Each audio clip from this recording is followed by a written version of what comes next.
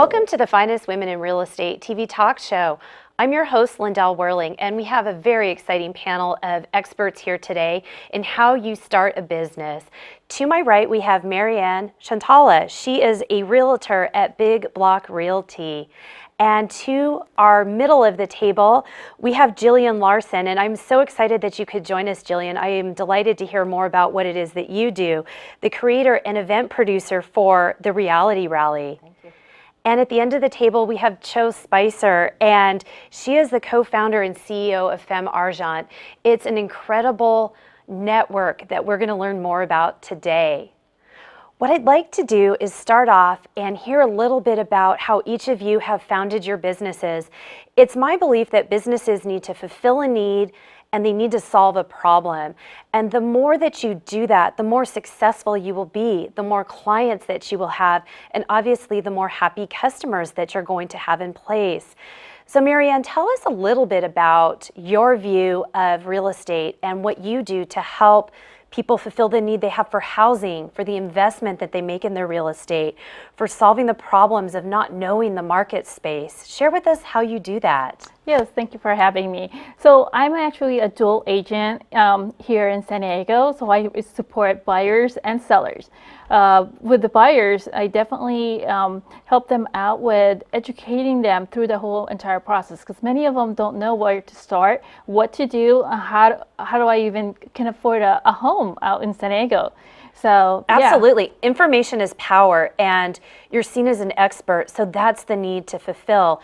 And then taking them through the transaction is just so critical. People don't know what they don't know, and you get into a position where it can become scary for them. And if you're giving them the information they need and you've got a team around you that take them from start to finish, you're going to have those clients coming back time and time again and referring people to you. Absolutely.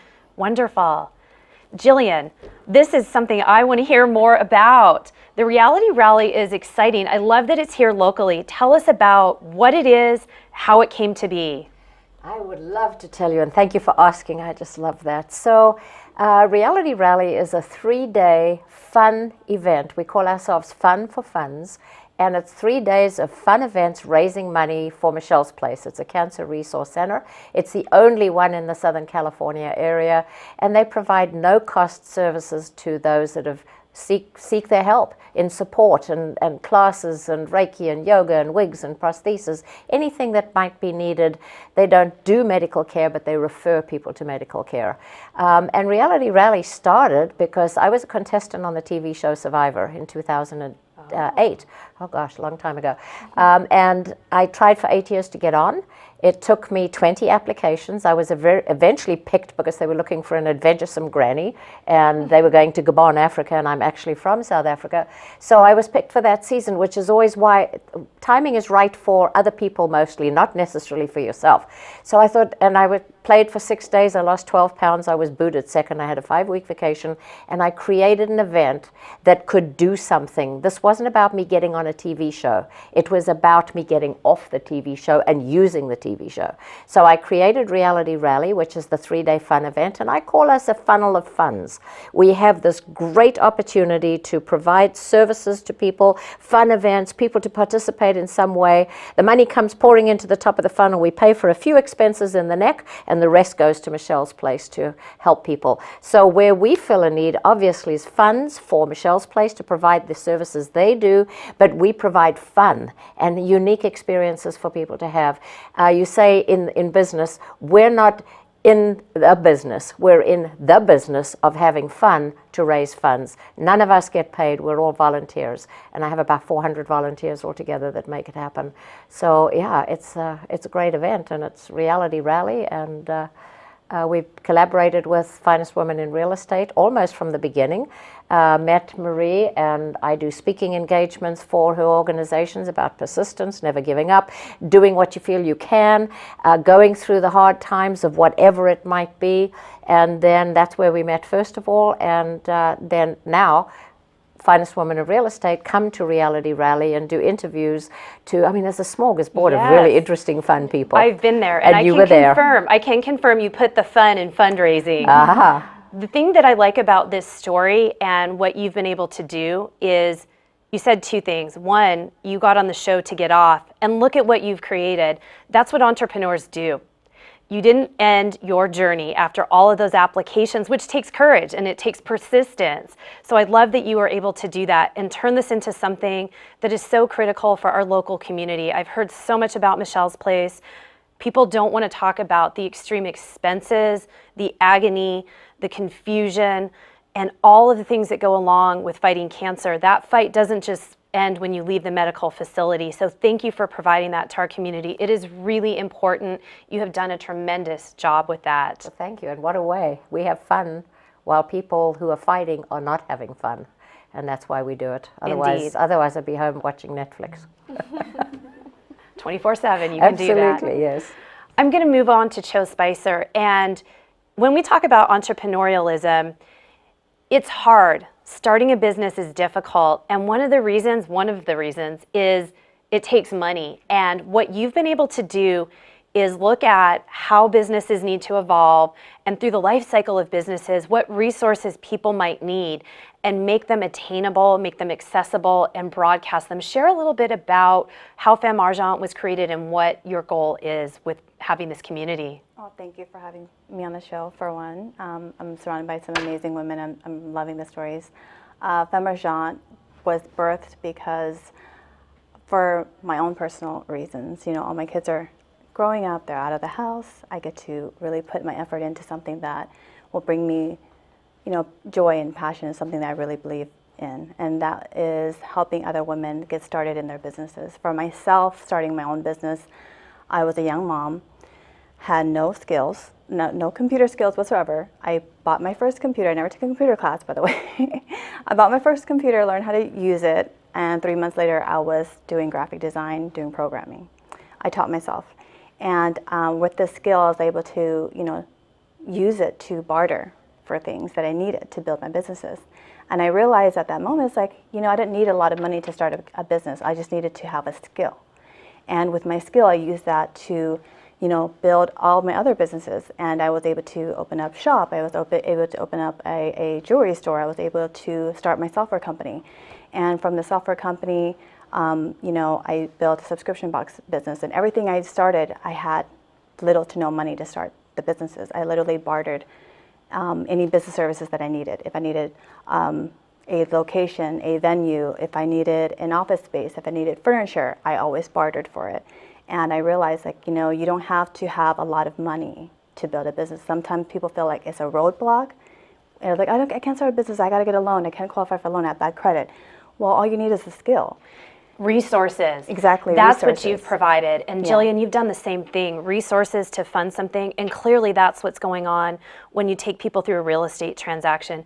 Resources, information, it's critical, it's key. It empowers people to do more with the same.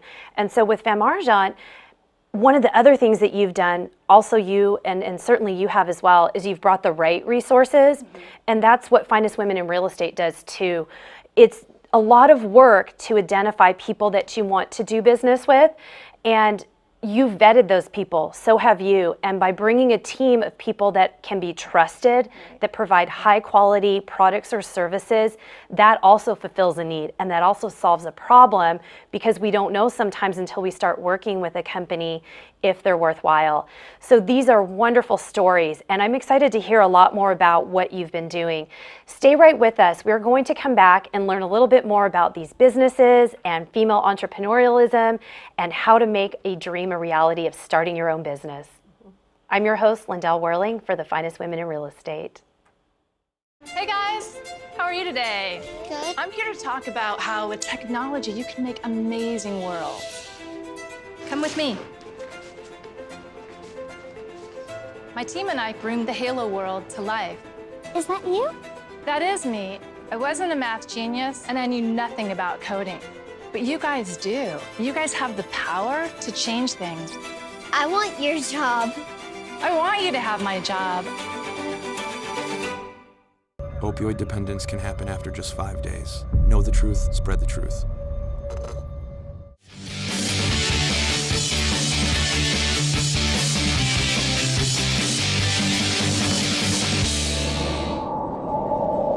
Welcome back. I'm your host, Lyndell Werling, for the Finest Women in Real Estate. And on this segment, we're going to talk about some important topics: collaboration, and how being a part of the local community and a larger community is important to the development of businesses and partnerships. Marianne, share with us what you do to make sure that your business contributes back to the community and how you add value by being a greater part of the community. Thanks, Lyndell. So San Diego County is one of the biggest military station out here. So I do help a lot of VA veterans and active duty. What I had done to do is I joined our local chapter. It's called VA Rep, which educate most of us agents and loan officers to help the veterans, active duty, what type of benefits that they have in order, to buy a property. Many don't know what their benefits are. So that has been one of my closest dear to me, because one of my uncle was in the military. I wasn't a military brat or anything, but my uncle was a veteran. And San Diego County is one of the biggest VA stations out here. So. Absolutely. So thank you for your service to those who are in service. I'm with you on that point, that a lot of people don't understand the entitlements that they receive in doing a home loan transaction. And so getting them that information, empowering them so that they can make the most of that investment, which is one thing that they should be receiving by putting their life on the line and by giving service to our country, is very, very important. I'm glad that you're doing that, and I think it is really, really important. It's a great way to give back to the community because, like you said, we refer to San Diego as Navy Town, USA. I'm going to move on to Gillian, and I can think of so many things that you're doing with the community, for the community, but share with us how, when you started the Reality Rally, you strategized and figured out where to make those investments and those partnerships. Well, the first thing is that the whole thing started in the jungle of Gabon, Africa, and I was alone with the monkeys with an idea, came back and realized that I don't know this area. I just moved to this area like a year before. So I started to reach out, and I think that's the whole clue, is you never know who you're going to meet, where you're going to meet them, and why it's going to be valuable. So you go, you talk to people, you find out what they do, you share what you do, because you never know who may have something that is of great value to both of you, and because it's of value to both of you, it's of value to everybody out there, and that's exactly what happened to Reality Rally. I needed help. Nobody can do anything alone. You have to reach out, you have to put yourself out there. It's a huge investment in time and energy and talking to people. So I go everywhere and anywhere. I go to all organizations that I can, any opportunity that comes up. Many times people say, what are you going to talk about? I said, I have no idea. I'll know when we get there, because I don't know what I can offer and I don't know what you could offer me, but let's see how we can collaborate. So 9 years, this is the 9th year we're going to be doing this event. We've raised over $500,000 for Michelle's place, which isn't huge, it's not millions, but for what we can do, it's helpful to what they do. So it's just collaboration, and you never know. You ask people, this is what we do, I explain the whole program, say what we do, and then beyond that, collaborate to help, make something else happen, collaborate to do so. We've already strategized what we're going to do together while we were sitting waiting. You just never know. It's getting out, meeting people, finding out what you can provide for them while they can provide something for you. We're all volunteers, and we have a volunteer production team of over 60 people now who all take a piece of that and would make it work. And then 400 volunteers for the weekend. You said you never know what you can offer, but you go out there to find out. And that's the journey of life. That isn't just business. Being of service to others is always a good idea. It really results in multiple benefits personally to yourself when you're giving. So I love that you have this philanthropic idea. I love that it has a solid business underneath it. And what you've shared, I hope our viewers, our audience can really remember, because for me, networking isn't easy. For a lot of us, we're introverts and we go out there and we don't know what we're going to do or say. And I love that that's what you said. I didn't know what we were going to talk about, but there's still value in being out there and figuring it out and making that journey a part of what you do day to day. And I think the biggest thing is we need to know what we have to offer. And Indeed. That's when it'll come out when you're talking. But you have to know that you've got something good and you are good and have something to offer. And that's the key. We're all so unique in our ideas, our thoughts, our talents, and like you said, Cho, skills. So there's always something that can be offered. If it's time, if it's mind share, if it's, ideas, that's what the journey is. And for all of us, just being cognizant of that and continuing to try and expand it brings benefit to everybody involved. So that's a wonderful concept. Thank you for sharing that with us. I'm going to move on to Cho because I have the benefit of knowing you and having been enriched so deeply by your organization and the collaborations that you have put together. Can you tell us a little bit about how you've been able to bring in the quality of entrepreneurs that you have brought into your network, and what others can maybe do to, have the same thing happen in their lives, in their businesses, and in their realities? Just like what Gillian was talking about, like collaboration is huge and you have to put yourself out there. The problem that I saw for myself and for a lot of women is that we don't know that many people. We don't know how to go out and get in front of people. So that's why I created Femargent, and I wanted to make the platform easy for women to just log in and find other people in their city, in their industry, the industry that they're looking for, and have the ability to know that when you come onto Femargent, you know that it's okay to ask someone to collaborate with them.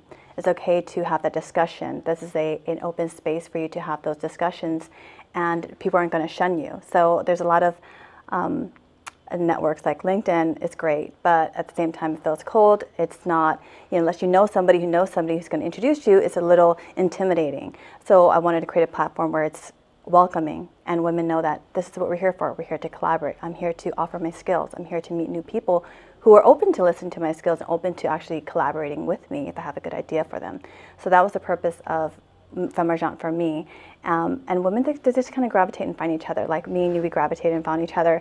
And I did that by building my own network, by creating a meetup group, by, doing things that's going to bring other people into your lives. If you're not comfortable with going out to networking with in an event that you're not part of, host one, because you're forcing yourself to be the one who's speaking to everybody, and that's how you build and grow your network. So for me to say I can vet people, it's more like we kind of vet each other, because we come into an open space where everyone is welcome and everyone's listening and everyone knows what, that everyone has a way to help each other, just like you're talking about. So that's what Femargent is about, is just to creating a welcoming space for women to build and grow using their skills. And it's okay to ask, and you don't have to, have the best LinkedIn profile to do it.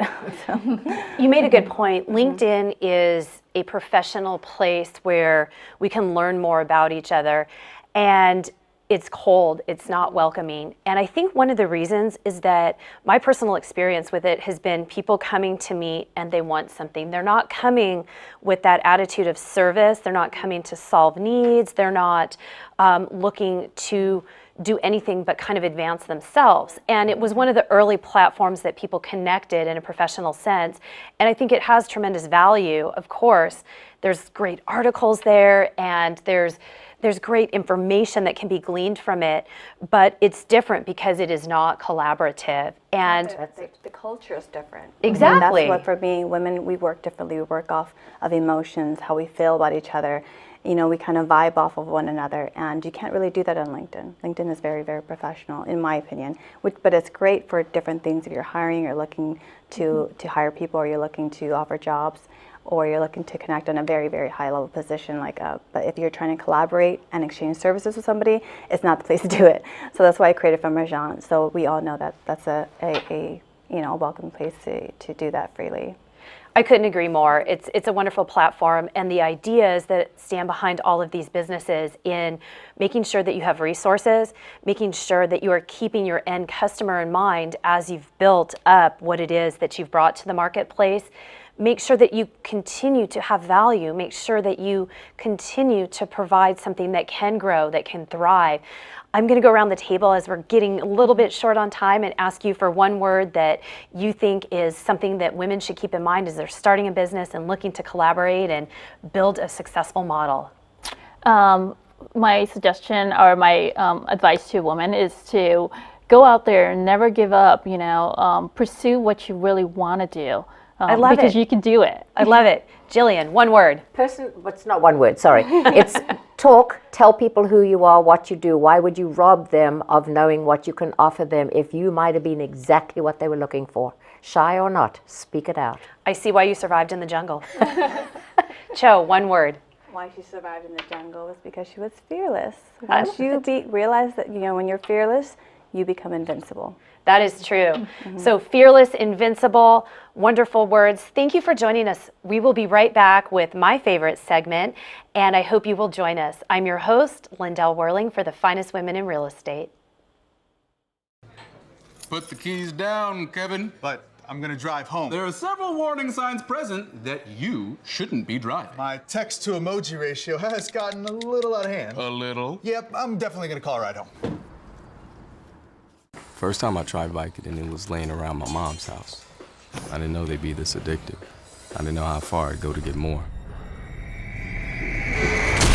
Opioid dependence can happen after just 5 days. Know the truth, spread the truth.